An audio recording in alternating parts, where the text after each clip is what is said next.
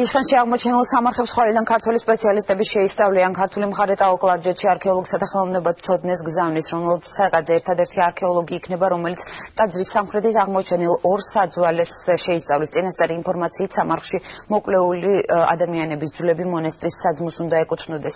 გათხრების დროს ასევე აღმოჩენილია რამდენიმე მონეტა და სხვადასხვა საყოფაცხოვრებო ნივთი. ოფიციალური მონაცემებით ეს მასალა უკვე ადგილობრივ მუზეუმშია გადატანილი. აღმოჩნდა რამდენიმე მონეტა, ასევე თიხის თასები, მინის ჭურჭელი, რომელიც ჩვენი ინფორმაციით უკვე გადატანილია რიზეს მუზეუმში და ამ ნივთებს არ ემუქრება არავითარი საფრთხე. შესაბამისად ჩვენ დღესვე კულტურის სამინისტროსთან ერთად მივმართეთ საგარეო საქმეთა სამინისტროს, რომელიც თავის მხრივ დიპლომატიური არხებით აგვარებს სწორედ რომ ქართველი სპეციალისტები და კონკრეტულად არქეოლოგი დაშვებული იქნას ამ სამუშაოზე.